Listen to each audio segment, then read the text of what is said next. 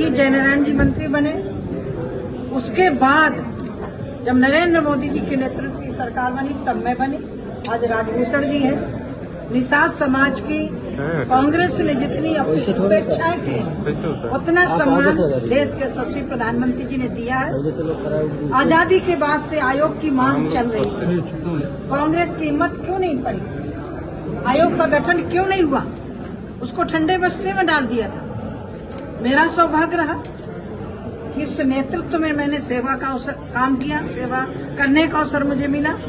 जिस व्यक्तित्व ने देश के लिए उन दबे कुचले लोगों की आवाज केंद्र तक पहुंचे, उसके लिए आयोग का गठन किया।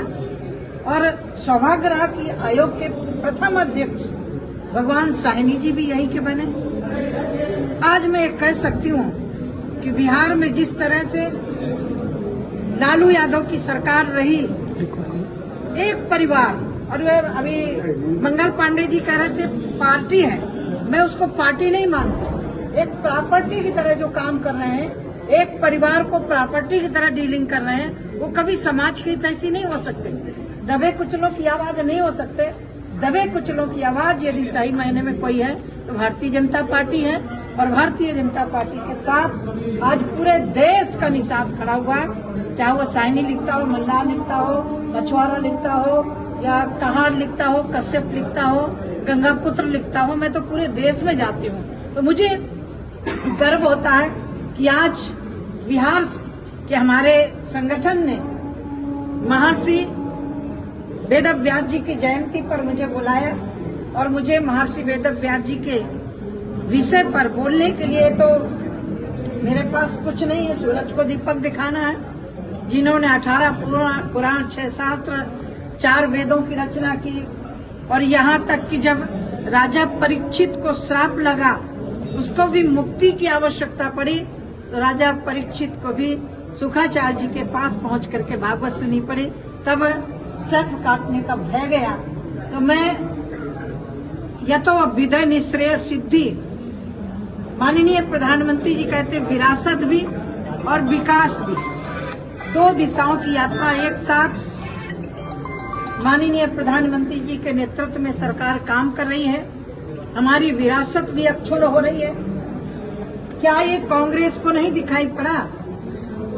श्रृंगबेरपुर वीरान पड़ा हुआ था, यदि उसका उद्धार किसी ने किया है तो देश के यशस्वी प्रधानमंत्री जी और उत्तर प्रदेश के मुख्यमंत्री आदरणीय योगी नाथ जी ने समाज को एक गौरवपूर्ण इतिहास, गौरवपूर्ण स्थान देने का काम किया है।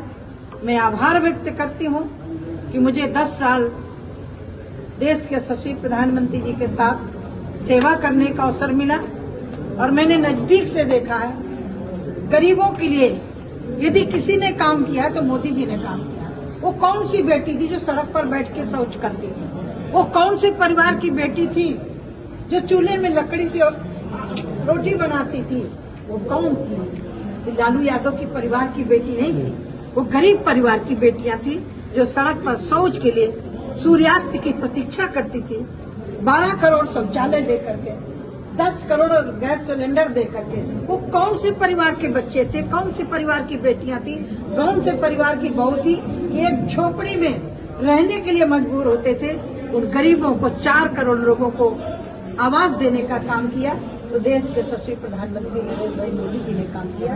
तो जहां गरीबों के लिए देश के प्रधानमंत्री जी ने काम किया है, मछुआरा समाज के लिए काम किया है, वही विश्व पटल पर आज भारत का सम्मान यदि बढ़ा है तो देश के प्रधानमंत्री आदरणीय नरेंद्र भाई मोदी जी के कारण, तो देश की 140 करोड़ जनता के कारण मोदी जी पर विश्वास किया, भारतीय जनता पार्टी पर विश्वास किया, तो आज देश का गौरव बढ़ रहा है, देश का सम्मान बढ़ रहा है।